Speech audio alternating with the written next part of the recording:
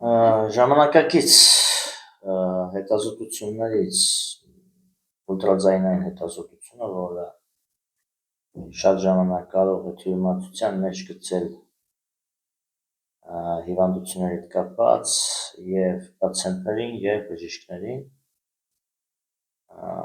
եւ հաճախ է դա տեղի ունենում, քանի որ ուլտրաձայնային հետազոտությունը չի կարող ցույց տալ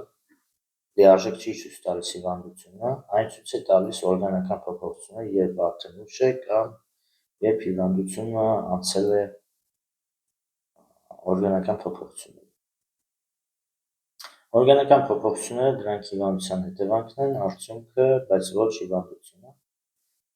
Որպես կանոն ուլտրաձայնային հետազոտությունը բորբոքումները կամ հիվանդության սկզբնական ստադիան չեն ցույց տալիս։ Եվ նույնը վերաբերվում է ոչ միայն լյարդին, այլ բոլոր օրգաններին, այդ թվում նաև արնածակերտի հիվանդությունների դեպքում։ Եվ ոչ մի փորձառու բժիշկ ուլտրաձայնային հետազոտությունը որպես առաջնային ինֆորմացիա եւ հիմք չի ընդունում։ Փորձառու բժիշկը դա վերցնում է որպես երկրորդային ինֆորմացիայի աղբյուր, որը կարող է օգնել, այսինքն հաստատել կամ հերքել ենթադրյալ հիվանդությունը։ Ամեն փորձառու բժիշկ ավելի շատ վստահում է իր զգայարանին, քան ուլտրաձայնային հետազոտությանը։ Նաև նշել, որ լյարդի հետ կապված հիվանդությունների դեպքում ֆերմենտների անալիզը լյարդի ֆերմենտների չի կարող ցույց տալ լյարդի հիվանդությունը, ոչ միշտ ցույց տալի ավելի ճիշտ։ Եվ շատ դեպքերում ցավալի է, բայց ֆերմենտները տալիս են տվյալ պացիենտի մոտ իսկապես լյարդ է հիվանդ ու լուրջ հիվանդ է։ Անձնել տալիս են ֆերմենտները տեսնելու համար նորմայի մեջ է եւ տանում են ուլտրաձայնային հետազոտության, գրում են չափերը նորմայի մեջ է, դիֆուզ փոփոխություն կամ փոփոխություն չկա, ու վերջ, ասում են դուք առողջ եք եւ սկսում են սխալ բուժումներ կատարել, քանի որ արմատը հիվանդության չգտա։ Նախ եւ առաջ ասեմ, որ նույն դիֆուզ փոփոխություններն կարող են տարբեր պատճառներով լինել, երբ որ գրում են, եւ դա չի ցույց տալիս խնդիրը։ Եվ ուլտրաձայնային հետազոտության ժամանակ հիմնականում նույն լյարդի հետ կապված խնդիրները հիմնվում են չափերի մեջ, եթե չափերը նորմայի մեջ են եւ անցանելիությունը հյուսվածքների մոտավորապես նորմայի մեջ է, ամեն ինչ ուրեմն նորմալ է։ Այնտեղ չի ցույց տալիս նախնական ստադիան ցիրոզի, չի ցույց տալիս քրոնիկ հեպատիտը, այսինքն քրոնիկ բորբոքումը լյարդի հեպատիտը, ճարպակալման նախնական ստադիան չի ցույց տալիս, այսինքն լուրջ հիվանդությունները, որոնք դեռ կան, բայց օրգանական փոփոխություններ տեղի չեն ունեցել, ուլտրաձայնային հետազոտությունը մեծ մասամբ չի ցույց տալիս։ Դրներակի հիպերտենզիան հանգիստ շրջանում են ստուգում, գրում են հիպերտենզիա չկա, բայց երբ որ մարդը սկսում է նյարդայնանալ կամ ստրեսային վիճակի օրգանիզմի համար, այսինքն արագ շարժվեց վազեց եւ կոլիկներով, ցավերով տալիս է ցավը մեջքին, փորին, երիկամներին, այդ ժամանակ է առաջանում, այսինքն դրներակի հիպերտենզիա։ Պարզ է, որ պարկած ժամանակ, երբ ստրեսային վիճակ չկա, դրներակը կարող է չափի մեջ աշխատել, բայց երբ հաց է ուտում, այսինքն երբ պետք է դրներակը լայնանա, նեղանա, կամ արյան հոսքը փոփոխվի, այդ ժամանակ կատարվում է տեղի ունենում եւ ցավ, եւ անհարմարավետություն, այսինքն հիվանդությունը կա, բայց պարկած ժամանակ գրում են, որ հիպերտենզիա չկա, նորմալ է։ Եվ այդպես շարունակ, այսինքն այստեղ եթե մարդը, պացիենտը կամ բժիշկը հիմնվում է ուլտրաձայնային հետազոտության վրա, որպես առաջնային հիմք, ապա բուժումը սխալ է մեծ մասամբ տեղի ունենալու եւ պատկերացումը հիվանդության մեծ մասամբ սխալ է։ Այժմ ես կթվարկեմ այն ախտանիշները, կաշխատեմ բոլորը, չնայած ավելի շատ են քան, բայց հիմնականները կաշխատեմ թվարկել, բոլոր հիմնականները, որոնք կապված են լյարդի հիվանդության հետ եւ որոնք օգնեն մարդկանց հասկանալու իրենց լյարդի հետ կապված խնդիր ունեն, թե ոչ։ Առաջ հիմնականում մեծ մասամբ, երբ որ հիվանդությունը դեռ նախնական ստադիայում է, այսինքն սուր խնդիր կա կամ քրոնիկ հիվանդություն է, բայց դեռ սկզբնական ստադիայում է, ապա լյարդի հիվանդությունների դեպքում կարող է ցավել գլուխը աջ կողմից, սկզբից աջից սկսի, հետո տարածվի ընդհանուր, աջ թևը, աջ ուսը, աջ թիակը, լեղապարկետ է կապված ոտկատեղի հատվածում, կասկահավանդակի հատվածում, չորրորդ ողի մակարդակով աջ կողմից։ Մատների, եթե հիվանդությունը շարունակվում է, այդ սկզբնական շրջանի սուր հնարավոր է և կուրյավիքի կողմից ցավեր զգալ, հնարավոր է դա և կուրյավիքի բորբոքում լինի և լյարդի հիվանդությունը նույնպես այդ կողմից ցավ կարող է մարդը զգա, որովհետև լյարդը անձամբ չունի ռեցեպտորներ և լյարդի հիվանդությունը կամ եթե ցավով է կամ մեծ մասամբ զգում են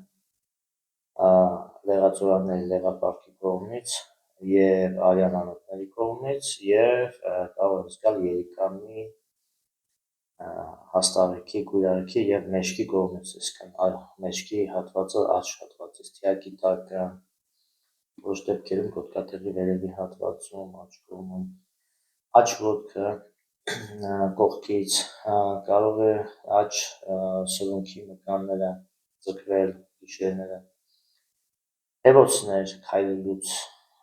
երբ արագ քայլում է հեվոց է առաջանում, դա ոչ թե թոքերի հետ է կապված խնդիր է կամ սրտի մեծ մասամբ դա լյարդն է, որոշ դեպքերում սրտի հետ կարող է կապված լինի, բայց դա նաև ցույց է տալիս, որ հնարավոր է լյարդի հիվանդ է։ Հեվոցները գիշերները քնած ժամանակ, սրտխփոցներ ուտելուց հետո հատկապես, ուտելուց հետո սրտի ախտանիշներ, այսինքն սպազմ, ցավ ուտելուց հետո, շատ ժամանակ սրտխփոցները սխալմամբ, այսինքն այդպես սրտխփոցը կա ուտելուց հետո կամ սրտի սպազմ, գնում են կարդիոլոգի մոտ պացիենտը, կարդիոլոգը նշանակում է աբեր, որոնք սիրտը արհեստականորեն ախտանիշը ճնշում է, որ արագ չաշխատի, իրականում ուտելուց հետո սրտխփոցը դա սիրտը ցանկանում է արագ աշխատել, որպեսզի քանի որ լյարդի հիվանդը դռներակն էլ փակ է, որպեսզի արյունը կարողանա հասցնել և հյուսվածքներ և դեպի սիրտ սիներակով, երբ որ տալիս են սրտխփոցի դեղ, որը նվազեցնում է սրտի զարկերը այդ պահին, չակերտների մեջտեղ, որովհետև դա վնաս է հասցնելու հետագայում, դա օգնում է, որպեսզի լյարդի և մյուս հյուսվածքների բջիջները ավելի մահանան և բերում է սրտի նոր հիվանդություն, որովհետև սիրտը բավարար չափով էլ արյուն հետ չի գալիս, այսինքն առաջանում է անբավարարություն և հետագայում կարող է խնդիրներ առաջանալ արտինֆարկտի հետ կապված, սրտամկանի թուլացման, սրտի ճարպակալման և բազմաթիվ տենց հիվանդություններ կարող են առաջանալ նրա համար, որ սրտխփոցի աբախում է։ Եվ հեվոցները, ճարպակալում, խոլեստերինը եթե բարձր է, բարձր խոլեստերինը դա հիվանդ լյարդ է, մինչև լյարդը չբժշկվի, ցավալի է, բայց այսօր ստացիններ են նշանակում, ստացինների տարբեր տեսակներ, ստացինը դա տեսակն է, բայց ունի տարբեր անվանումներով պրեպարատներ, դրանք շատ մեծ վնաս են հասցնում, որովհետև արհեստական են թվերը խոլեստերինի իջեցնում են, բայց հիվանդությունը մնում է, իջեցնում են, որովհետև անջատում են ֆերմենտների որոշակի ֆերմենտների աշխատանքը, լյարդում է լյարդը ավելի են հիվանդացնում, բայց թվերը իջնում են արհեստական, որպես կանոն դա ապացուցված է փորձով, որ ստացին խմելուց հետո, երբ ստացինը թողում են, խոլեստերինը ավելի բարձր է լինում, քան մինչ ստացին խմելուց, երբ որ ասում են խոլեստերինի դեղ են նշանակում, դրանից պետք է փախչել, և ուրեմն կարող է, այո, բարձր խոլեստերինը, որոշ դեպքերում շաքարային դիաբետի երկրորդ տիպը, նույն լյարդի հիվանդության հետևանք է, քաղցրի ներքին պահանջը, այսինքն երբ որ մարդը քավսակեր չէր կամ նորմալ մեջ էր ուտում, ինչ-որ շրջան սկսեց ներքին պահանջից գալ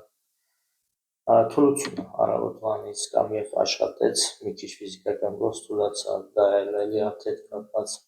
մետեորիզմը աղիների, որոշ դեպքերում թութքի որոշ մասնակի լյարդի հիվանդություններից է լինում, դռներակի հիվանդություններից և մաշկային, երբ որ արդեն խրոնիկ հիվանդությունը անցնում է ավելի բաց ստադիայի, մաշկի վրա հեմանգիոմաներ կարող են առաջանալ, արյան փոքր բաց գույնի գնդիկներ, խալի նման, մաշկի հետքեր, շագանակագույն հետքեր դեմքին, մեջքին, լինում է որոշ դեպքերում ուրիշ գույնի հետքերն են կապված, սպիտակ կետեր, խրոնիկ ցան, այսօր շատ ահռելի մեծ վնաս են հասցնում ցաները հակալերգիկներով, երբ որ ցանը դիմում է բժշկին պացիենտը հակալերգիկ է նշանակում, առանց հասկանալու, որ դա բերում է նոր հիվանդության, նոր ցաների, որովհետև լյարդի հիվանդությունների դեպքում էլ կարող է ցան առաջանալ, միշտ չի, որ ցանը կամ քորը մաշկի կամ կարմիր հետքերը դրանք ալերգիային, եւ պետք է ճնշել մաշկի կողմից կամ հակալերգիկ պրեպարատներով, դա մեծ վնաս կարող է հասցնել, ցաների մեծ մասը լյարդի տոքսիկացիան, երբ լյարդը մաշկը օգնում է լյարդին, որպեսզի տոքսիկացիայից ազատվի և մաշկը նաև ցույց է տալիս միկրոֆլորան օրգանիզմի, այսինքն վնասված հատվածները, որ օրգանն է վատ աշխատում։ Եվ ցաների իրականում մեծ մասը ոչ թե ալերգեն, այլ մեծ մասը լյարդի մեթենստամոսային դիազի և որոշ դեպքերում ստամոսի հիվանդությունների հետևանքով։ Որոշ դեպքերում էլ կան հոգեբանական խնդիրներ, իսկ էնդոկրինի աշխատանքի հետ կապված։ Ցաներն էլ են ցույց տալիս, որ արդեն հիվանդությունը բարդացել է։ Թվարկեցինք նաև, այո, երբ որ մարդը ավելի նյարդային է, բարկանում է ավելի հաճախ, սկսել է և չի դիմանում ստրեսային իրավիճակներին առաջ դիմանում է, հիմա չէ, թույլ կամքը նույնպես լյարդի հետ է կապված, և մարդը առաջ ավելի ուժեղ էր կամքով, հիմա ավելի թույլ է դարձել, որոշ խնդիրներ լյարդի հետ կարող են կապված լինել, տատանումները հոգեկան, այսինքն մարդը մի բան տրամադրությունը լավ է, հետո վատ է, և իրացումը, օրինակ տղամարդկանց մոտ, երբ խնձորի նման է փորը, այսինքն ասցիտները, այսինքն երբ էլի լյարդի հետ է կապված ասցիտները, երբ ջուր է լցվում որովայնի խոռոչում, այսինքն մեծ մասում դա լյարդի հիվանդություն, երբ որ ջուրը հեռացնում, նորից է լցվում, դա սիմպտոմատիկ ձևով են ուզում բուժել, բայց իրականում, եթե լյարդը բժշկվի, ջուրը այլևս չի լցվում, այսինքն ծակել հանելով խնդիրը չի լուծվում։ Որոշ դեպքերում նաև մկանների ճղաձգումները, ոտքերի, ձեռքերի, սպազմերը, շատ դեպքերում վիտամին D-ի յուրացման անկումը շատ մեծ վտանգ է, երբ տեսնում են, որ վիտամին D-ն նվազել է 30-ից 25-ից 20-ից ցածր է և նշանակում են հաբեր, հաբերը չեն բուժելու։ Վիտամին D-ն, եթե շատ խմեն, կարող են և յուրացում ընկնի օրգանիզմում և թունավորում առաջանալ, բացի այդ, որպեսզի վիտամին D-ն, քանի որ ինքը յուղի մեջ լուծված տեսքով է մտնում օրգանիզմ, ոչ միայն վիտամին D-ն, այլ Ան, Են և այլ վիտամիններ որոշակի, ապա առողջ լյարդ է պետք, որպեսզի դա և սինթեզվի և յուրացվի, եթե լյարդը առողջ չի, վիտամին D-ն օգուտ չի տալու խմելուց էլ, ընդհակառակը վնասելու է և ցածր լինելու է, եթե լյարդը հիվանդ է, սովորաբար լյարդը երբ բուժում են, վիտամին D-ն 30-ից բարձրանում է, իսկ 30-ից վերև արդեն օրգանիզմին բավարարում է մեծ մասամբ։ Սովին չդիմանալը, երբ սովածությունը զգաս, գլխացավ, թուլություն, բարկություն, որոշ դեպքերում դա էլ կարող է լյարդի հետ կապված։ Մերզա երբ արարոտը մուգ է, դա լյարդի հետ է մեծ մասամբ եւ այրոցները որոշ դեպքերում ստամոքսի եւ ուտելուց հետո է այրոց քրոնիկ ձևով, որոշ դեպքերում դա նույնպես լյարդի հիվանդություն, ոչ թե ստամոքսի հիվանդություններից է այրոցներ լինում, երբ գիշերներն է լինում, դա կերակրափողի հետ կապված է, բայց երբ ուտելուց հետո է ախտանիշները, շատ դեպքերում լինում է լյարդի հետ կապված կամ միաժամանակ լյարդ եւ ստամոքս։ Օրինակ քրոնիկ գաստրիտը շատ ժամանակ չի լինում բուժել, երբ լյարդը հիվանդ է։ Լինում է, այսինքն բժշկել չի լինում, որ հակաբիոտիկներ են նշանակում հելիկոբակտերիան սպանում են, ցավը այդ պահին անցնում է, բայց բորբոքումը վերածվում է քրոնիկի, ռոզիթանտային բորբոքում։ Հակաբիոտիկով բուժելը դա բժշկել չի, դա ժամանակավոր ախտանիշը ճնշում է լյարդի հաշվին, որովհետև ամեն հակաբիոտիկ, նույնիսկ պարացետամոլը, որը հակաբիոտիկ չի, շատ մեծ ահռելի վնաս է հասցնում, մի հատ պարացետամոլ կարող է ամբողջ լյարդը շարքից հանել, որը կա շատ պրեպարատներում, մոտ 600-ից ավել պրեպարատներում պարացետամոլ կա։ Հակաբիոտիկները խմեց ցավը անցավ ստամոքսի, բայց վերածվեց քրոնիկ բորբոքման եւ այրոցը չի գնալու։ Ուտելուց հետո սրբոթոցը չի անցնելու, ուտելուց հետո ընդհանրապես պետք է միաժամանակ եւ բժշկել լորձաթաղանթները ստամոքսի եւ բժշկել լյարդը։ Այսինքն, եթե օրգանը հիվանդ չի, այդտեղ համապատասխան բակտերիան չի ապրում, այսինքն հելիկոբակտերիայի համար իջավեր է պետք հիվանդ ստամոքս։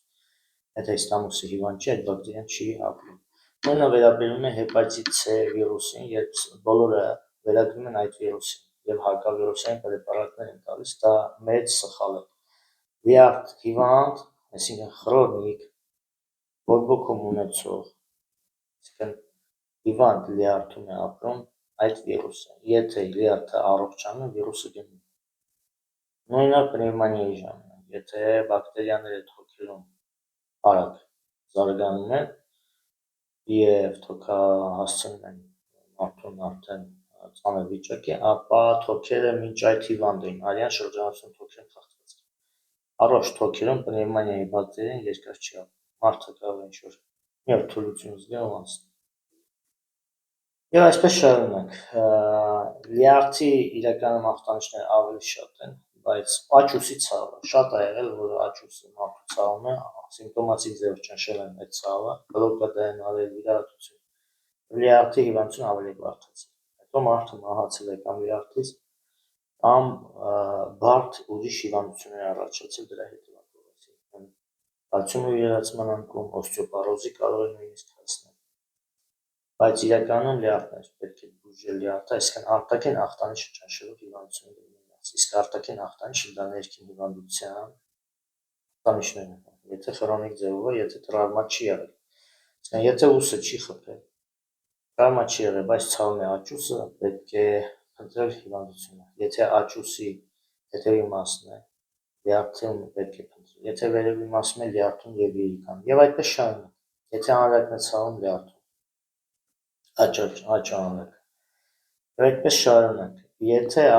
հիվանդությունը բժշկվում է, արտաքին ախտանիշը անցնում է, նույն աճթևի ցավը անցնում է, եւ լյարդի հիվանդություններից է մազաթափությունը, շատ դեպքերում, մաշկի չորությունը, օրինակ թեփերը եւ արմունկների չորությունը, ճնշումը քրոնիկ բարձր եւ բարձրանում է, դա էլ հիպերտոնիան լինում է որոշ դեպքերում լյարդի հիվանդություններից, եւ որոշ դեպքերում տրամադրության անկումը, երբ տրամադրություն չունի, ոչ մի բանի հավես չունի,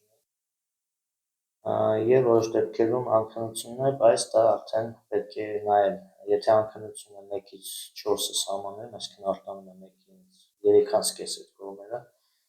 1-ին 2-ին անընդհատ, դա էլ կարող է լինել լյարդի հիվանդությունների։ Այսքանը ցույց կօգնեն պացիենտներին, որպեսզի հասկանան